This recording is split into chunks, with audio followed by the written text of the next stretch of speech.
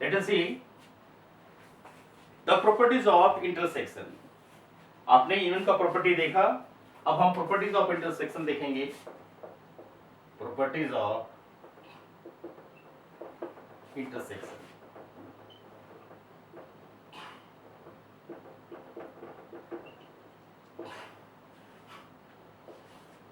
यहां भी हमारा वही प्रॉपर्टी है, पहला commutative, A intersection B is equal to B intersection A, यानी intersection of two set is commutative. Next है A intersection B intersection C is equal to A intersection B intersection C. A associative property हुआ, पहला commutative हुआ, दूसरा associative, third property है null set phi intersection A, common between phi and A. Obvious आप देख रहे हो कि ये फाई होगा, और इनवर्सल सेट इंटरसेक्शन ए, इस हिसाब से हमारा सेट ए ही होगा। नेक्स्ट नंबर 4 में A intersection A is equal to A 5, A intersection B union C is equal to A intersection B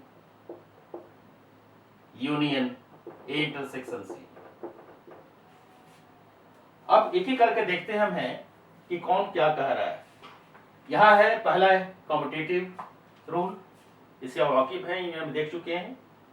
associative में 3 सेट हमारे ए बी सी है, तो तीनों का लेफ्ट साइड और राइट साइड बराबर है। थर्ड में 5 intersection A is null set, यानी 5 में कोई एलिमेंट नहीं होता है और ए में कुछ भी एलिमेंट हो तो ऑटोमेटिकली दोनों में कुछ कॉमन एलिमेंट नहीं है, इसीलिए रिजल्ट हमारा नल सेट ही होगा। इस तरह से यहाँ इनवर्सल सेट में बहुत सारे एलिमेंट्स होते हैं, और यहाँ सेट ए, चूंकि ये इनवर्सल सेट का सबसेट है, इसीलिए हम कह सकते हैं U intersection A is equal to A itself. और फोर्थ में A intersection A is equal to A, दोनों में कॉमन एलिमेंट क्या है, सेट ए ही है। ये लास्ट प्रॉपर्टी 5 है, this is called distributive property. Distributive property. अब यहाँ एक प्रॉब्लम है, डिस्ट्रीब्यूटिव किसका हो रहा है डिस्ट्रीब्यूशन, तो डिस्ट्रीब्यूशन यहाँ यूनियन का हो रहा है। A union B, sorry A union B intersection C. Let us write in this form. Sorry, I will just change it.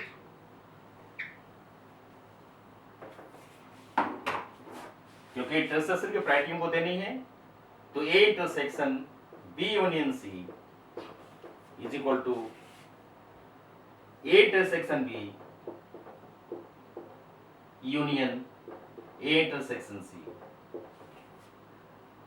क्योंकि हमारा जो प्रॉपर्टी हम इंटरसेक्शन का डील कर रहे हैं, इसलिए इंटरसेक्शन की प्रॉपर्टी देने के लिए हम इसको पहले वाले को रब कर दिए। यहाँ आप देख रहे हैं कि डिस्ट्रीब्यूट हम किसको कर रहे हैं, इंटरसेक्शन को कर रहे हैं। यानी यदि इंटरसेक्शन हमारा ए का इंटरसेक्शन बी यूनियन का सी साथ में है, तो ए बी के साथ इंटरसेक्शन में चला जाएगा और ए सी के साथ इंटरसेक्शन में चला जाएगा, तो यूनियन साइन यहाँ बीच में आ जाएगा। तो distributive property of union, sorry distributive property of intersection over union. जैसा पहले देखे थे, यदि आप उस तरह से यूनियन को डिस्ट्रीब्यूट करते हो तो आप कह सकते हो A union B intersection C. यहां यूनियन को भी डिस्ट्रीब्यूट कर सकते हो, क्या रिजल्ट आएगा, A union B intersection A union C.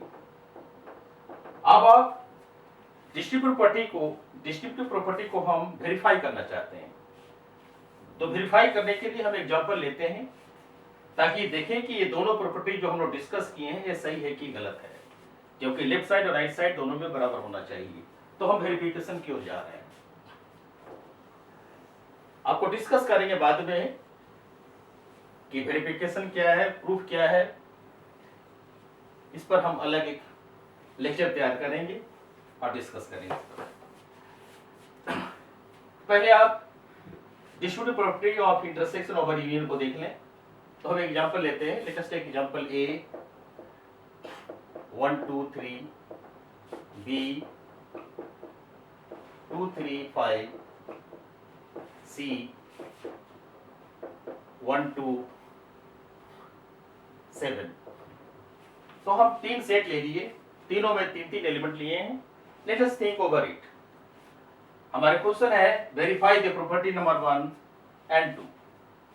Late us take A intersection B union C. तो आप देख रहे हो कि हम पहले यूनियन निकालेंगे, तो पहले बी यूनियन सी निकाल रहे हैं। हमारा मतलब है A intersection B union C is equal to A intersection B union C को वेरीफाई करना, इसको वेरीफाई करना है। A intersection B union A intersection C, इसको वेरीफाई करना है।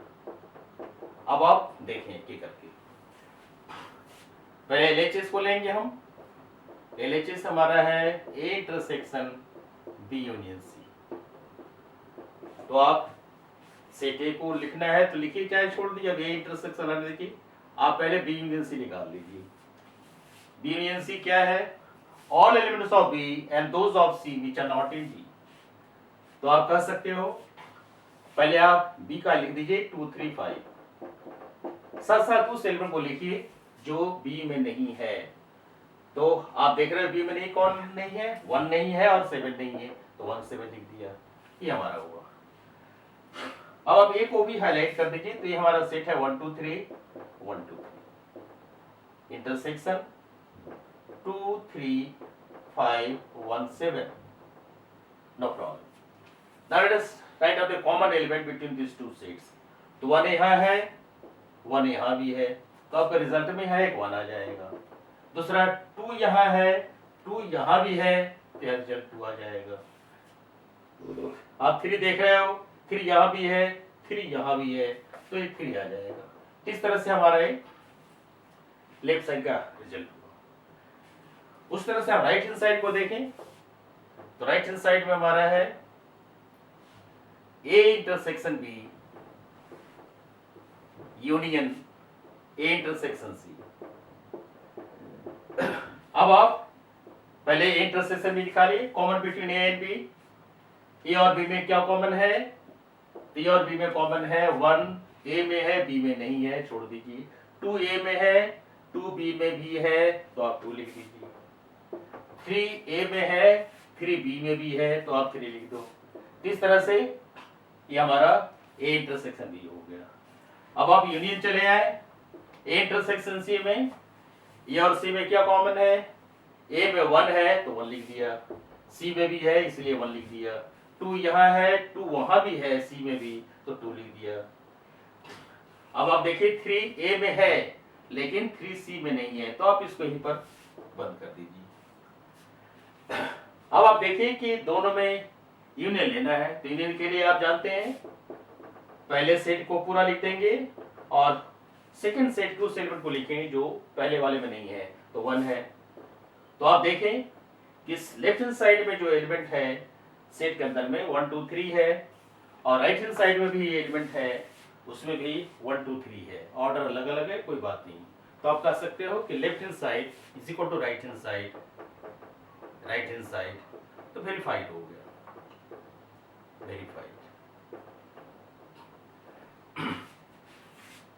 इसी तरह से आप नेक्स्ट पार्ट में यूनियन की तरफ चलें। सेम प्रॉब्लम को लेकर के उसको देखते हैं। तो इसी एग्जांपल से हम यूनियन को भी वेरीफाई करते हैं।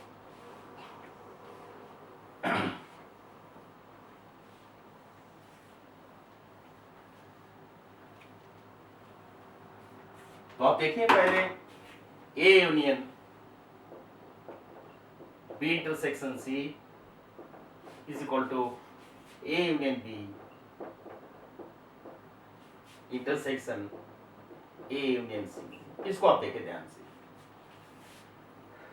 तो आप देखिए पहले left hand side A union B intersection C। A में 1 2 3 आप लिख लो, 1 2 3 यूनियन B इंटरसेक्शन C। इस रिजल्ट को आप पूरे तैयार करके लिख लें। B और C में जो कॉमन है, तो B में 2 है, यहाँ भी 2 है तो 2 आ गया। B में 3 है, यहाँ 3 नहीं आएगा। 5 B में है, यहाँ नहीं है, तो सिर्फ अकेला एलिमेंट 2 है जो इसमें आएगा। अब आप लेफ्ट हैंड साइड को देखिए कि पहले सेट में 1 2 3 है, तो आप पूरा 1 2 3 लिख लो, और those elements of second set which is not in first set automatically 2 यहाँ भी है, यहाँ भी है, इसलिए नहीं आएगा। ऐसे लेफ्ट साइड में 1 2 3 है। ऐसे ही आप राइट हैंड साइड की चलिए जाओ, तो राइट हैंड साइड हमारा क्या है, A union B intersection A union C। अब आप A यूनियन B को देखो, रिजल्ट लिख दो, all elements of A 1 2 3, those elements of B which are not in A 5,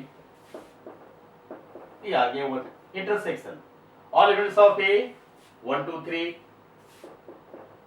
those elements of C which are not in A 7, yes 7, 1 2 3 7।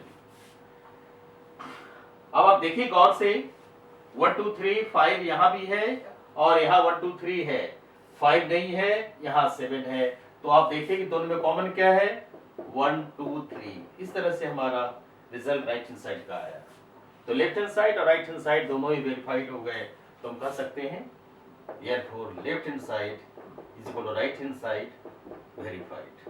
तो प्यारे बच्चों, हमको लग रहा है कि आप समझ गए होंगे कि किस तरह से हम किसी चीज को वेरीफाई करते हैं। वेरिफिकेशन के लिए न्यूमेरिकल एग्जांपल या कोई भी एग्जांपल अपने से ले सकते हो, तब आप उसको वेरिफिकेशन कर सकते हो। अब आपको एक छोटा सा एग्जांपल हम देना चाहते हैं कि वेरिफिकेशन और प्रूफ में क्या डिफरेंस है। वेरिफिकेशन और प्रूफ में क्या डिफरेंस है, उस पर हम आते हैं। वेरिफिकेशन तो आप देख ही लिए, कोई जरूरत नहीं है कुछ करने के लिए।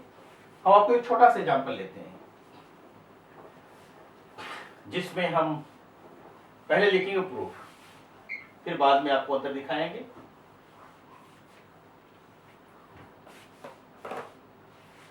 Proof A union B is equal to B union A। ये प्रूफ करना है, A union B B union A के बराबर प्रूफ करना है। तो प्रूफ करने में ध्यान रखिए, जब भी कोई हम चीज प्रूफ करते हैं तो हमारा जनरल प्रूफ होना चाहिए। जनरल प्रूफ के लिए हम क्या करते हैं, एक वेरिएबल लेते हैं, जैसे हमने लिख दिया proof let x belongs to A union B। आपको मन में विचार आ रहा होगा कि हम क्या करना चाहते हैं। तो हम ये करना चाहते हैं कि एक प्रॉपर्टी हमारा है, जब भी हम प्रूफ की ओर आते हैं तो हमको माइंड में रखना पड़ता है कि हम कर क्या रहे हैं। तो हम यहाँ पर जो लॉजिक यूज करने जा रहे हैं वो लॉजिक है कि A is a subset of B and B is a subset of A, this implies A is equal to B। यदि A B का सबसेट हो और B यदि A का सबसेट हो तो हम कह सकते हैं कि A और B बराबर होते हैं। तो इसी लॉजिक का सारा लेकर हम चल रहे हैं। तो X belongs to A union B का मतलब हुआ this implies X belongs to A और X belongs to B। जो डिफिनेशन हम इवन का दिखाए थे सेपरेटर फॉर्म में, उसी के आधार पर आप मूव करेंगे। अब आप यहाँ गौर से देख रहे हो कि X belongs to A और X belongs to B, ये ऑर्डर में कोई प्रॉब्लम है नहीं। हम इसको ऐसे भी ले सकते हैं, X belongs to B और X belongs to A, कोई दिक्कत नहीं होनी चाहिए।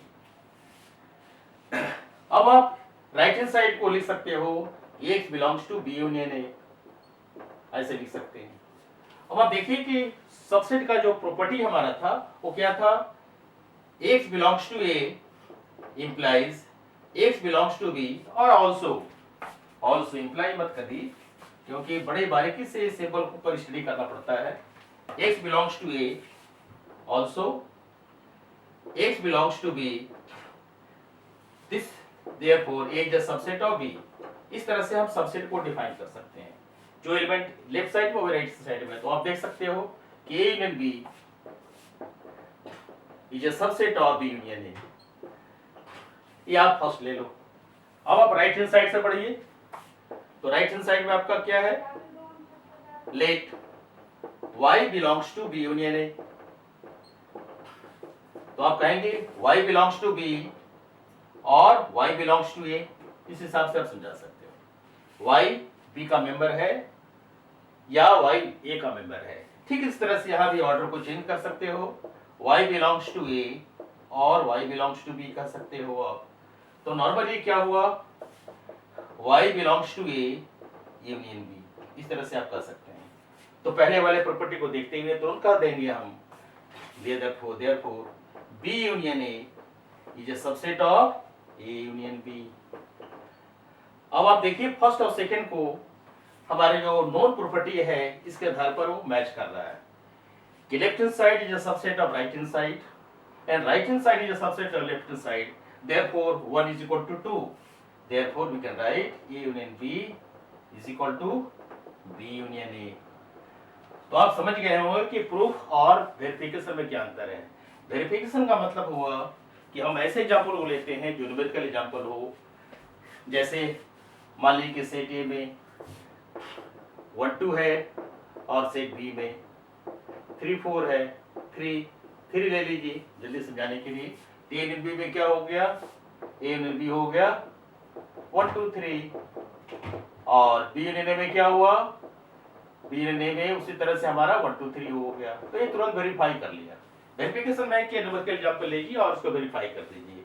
तो प्यारे बच्चों, हमको लग रहा है कि वेरिफिकेशन और प्रूफ में डिफरेंस सब समझ गए होंगे। इस तरह से हम प्रूफ कर सकते हैं। Thank you. नेक्स्ट में हम डिस्कस करेंगे आने वाले टॉपिक पर। Thank you.